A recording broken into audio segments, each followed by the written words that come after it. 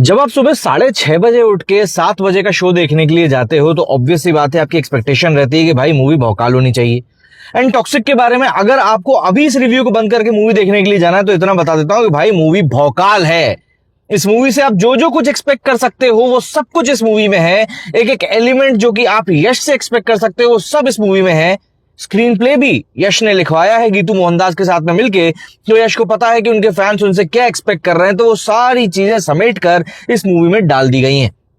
इस मूवी में आपको वो सब कुछ देखने के लिए मिलेगा जो आप एक्सपेक्ट करके इस थिएटर की तरफ जाते हो। लेकिन ये बात मैं आपको पहले ही कह देना चाहता हूं कि भैया इस मूवी को देखकर आपको पता चल जाएगा कि औरत का चक्कर अच्छे खासे आदमी को अपने ट्रैक से भटका के कहीं का कहीं लेकर जा सकता है। एंड यही इस मूवी में भी हुआ है। राया का किरदार अच्छा खासा सब कुछ कर रहा है, पूरा साम्राज्य खड़ा कर रहा है, लेकिन आखिर में हुआ क्या? वही औरत का चक्कर। और ऐसा नहीं है कि वो औरत का चक्कर छोटा मोटा इंपैक्ट डालता है, भाई साहब बहुत ही बड़ा डालता है। गीतू मोहनदास के ऊपर जो लोग सवाल उठा रहे थे ना कि यार एक लेडी होकर इस तरह की एडल्ट मूवी बना रही है, fairy tale for grown ups करके मूवी बनाई गई है, बहुत सारी बातें इसको लेकर हुई थी। तो भैया मूवी के आधे तक ही आपको पता चल जाएगा कि यार इस मूवी में महिलाओं का किरदार कितना ज्यादा सॉलिड रखा गया है। अपार्ट फ्रॉम दैट एक चीज जो यहाँ पर बहुत ज्यादा हद तक नोटिसेबल है वो ये कि इस मूवी में जिस तरीके से हर एक कैरेक्टर को एक उसकी बैक स्टोरी के साथ में सामने रखा गया है वो काफी ज्यादा आपका इंटरेस्ट डेवलप करता है मूवी में, क्योंकि आपको सबके बारे में पता होता है कि यार कौन किस बैकग्राउंड से आ रहा है एंड किसका क्या मोटिव है उस एक पॉइंट ऑफ टाइम के ऊपर। तो वो चीजें जो रहती है वो वाकई में मूवी को एक तरीके से एलिवेट करने में बहुत बड़ा रोल प्ले करती हैं।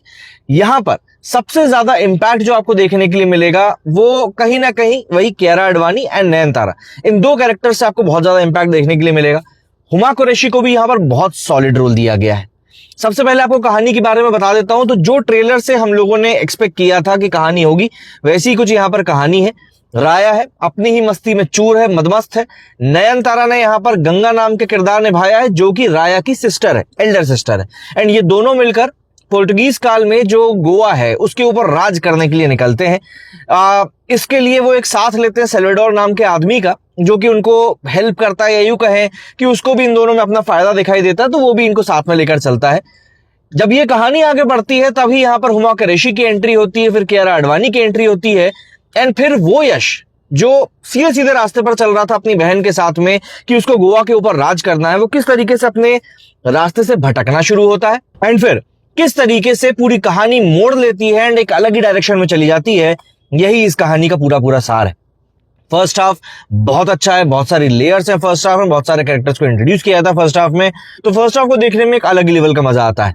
कहानी जब मैं सेकंड हाफ की बात करता हूं तो थोड़ी सी स्लो जरूर हो जाती है, थोड़ा सा आपको मूवी में एंगेजमेंट के लिए अपने आप को पुश करना पड़ता है कि नहीं यार यहां पर तो हमको नोटिस करना पड़ेगा।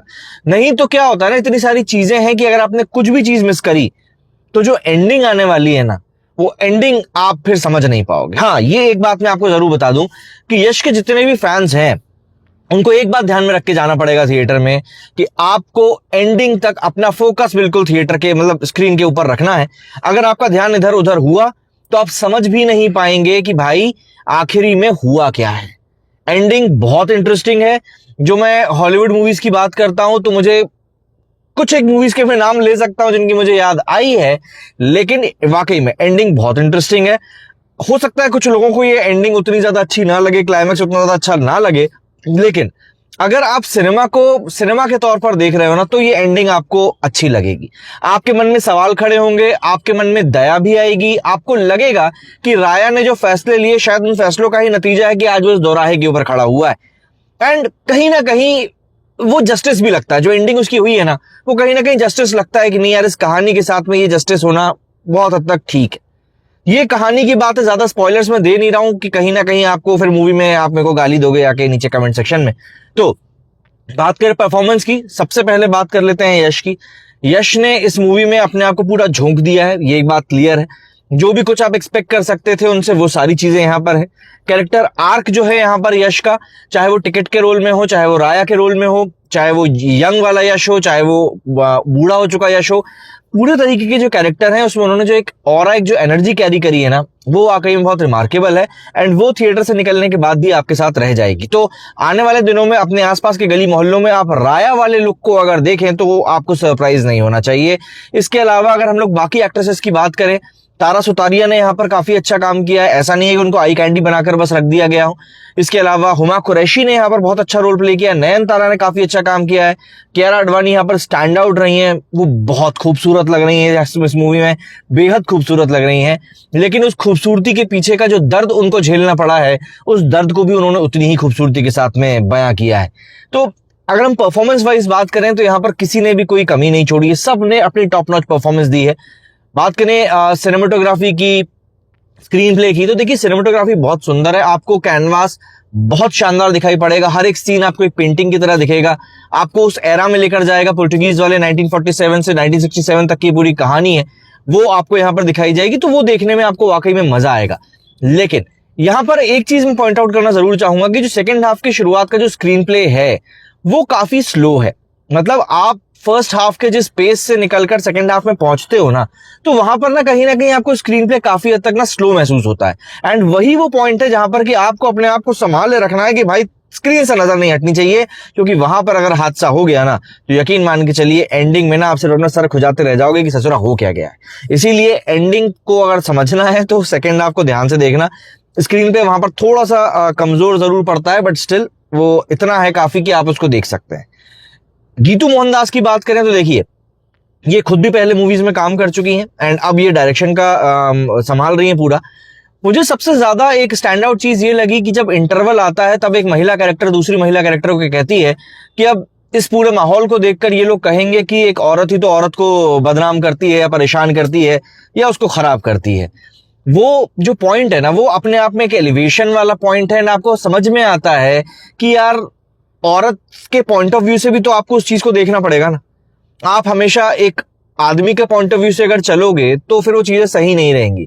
एंड वहां पर जो एक कैरेक्टर कहता है कि आदमियों के लिए हम इस पूरी दुनिया को बर्बाद कर सकते हैं, ऐसा ही कुछ डायलॉग था, वो वाकई में काफी स्ट्राइकिंग है एंड आपको थॉट प्रोवोकिंग है वो डायलॉग, क्योंकि आपको सोचने में मजबूर करता है कि यार महिला भी जो फैसले ले रही है वो फैसले अपने आदमी को ही तो लेकर ले रही है ना। वो जिस आदमी के साथ में खुश रहना चाहती है उसी को लेकर तो वो फैसले ले रही है, चाहे वो भाई हो, चाहे वो बाप हो, चाहे वो पति हो, चाहे वो उसका बॉयफ्रेंड हो, कोई भी हो, लेकिन वो उसको लेकर ही तो फैसले ले रही है। तो उस पॉइंट ऑफ व्यू को भी समझना जरूरी है। तो ऑल इन ऑल अगर मैं कहूं तो ये एक चलता फिरता रिव्यू है, जो कि ऑब्वियस सी बात है मेरे जहन में जो चीजें हैं मूवी देख के आने के बाद में वही मैं आपके सामने रख रहा हूं। तो ऑब्वियस सी बात है सारी चीजें शायद इस रिव्यू में मैं कवर ना कर पाऊं, लेकिन आने वाले दिनों में हम लोग ऑब्वियस सी बात है इसके ऊपर बातें करेंगे। पर अभी के लिए अगर मैं आपको कहूं मूवी देखने अगर आप जा रहे हैं उसके लिए अगर मैं कहूं तो भाई मूवी बहुत शानदार है। मूवी में ऐसा कुछ भी नहीं है जो कि आपको बुरा लगेगा। यश वो एक पूरा पैकेज लेकर आए हैं जो आप उनसे एक्सपेक्ट कर रहे हैं। एंडिंग बहुत ध्यान से देखिएगा, बहुत शानदार एंडिंग है, क्लाइमैक्स इस मूवी का बहुत अच्छा है एंड आप इस क्लाइमैक्स को देखने के बाद में सोचने में मजबूर जरूर हो जाएंगे कि जो चीजें, जो फैसले हम लोग लेते हैं, अपनों को लेकर जो हम फैसले लेते हैं, उनका इंपैक्ट कितना लॉन्ग टर्म पड़ सकता है, ये चीज आपको देखने के लिए मिलेगी। बट इन दी एंड फिर यही कहूंगा, औरत का चक्कर बाबू भैया, औरत का चक्कर, औरत का चक्कर आपको क्या बताऊं मैं, कहां से कहां लेकर जा सकता है। राया ने खैर ये समझा दिया है, हो सकता है आप लोगों को भी समझ में आया मूवी देखकर। तो मैंने ये मूवी देख ली है, मैं इस मूवी को दूंगा 4 आउट ऑफ 5 स्टार्स, क्योंकि स्क्रीन प्ले मुझको थोड़ा सा यहाँ पर कमजोर लगा। मूवी की लेंथ भी थोड़ी सी ज्यादा हो गई है उसी चक्कर में, 3 घंटे 14 मिनट की, जबकि उसको नीचे लाया जा सकता था। बाकी मूवी मुझे बहुत शानदार लगी है। यश से जो भी कुछ एक्सपेक्टेशंस थी वो सब पे खरे उतरे हैं। अब आप कमेंट करके बताइए कि आपको ये मूवी कैसी लगी, अगर आपने देख ली है तो, और अगर देखने जा रहे हैं तो बता दीजिएगा भैया कब देखने जा रहे हो। बाकी अगर मेरा वीडियो पसंद आया तो लाइक शेयर एंड चैनल को सब्सक्राइब जरूर कीजिएगा। अगर फेसबुक पे देख रहे हैं या इंस्टा पे देख रहे हैं तो फॉलो जरूर कीजिएगा। मेरे वीडियो में फिलहाल इतना ही, जल्दी मिलते नए वीडियो के साथ। जय हिंद, वंदे मातरम।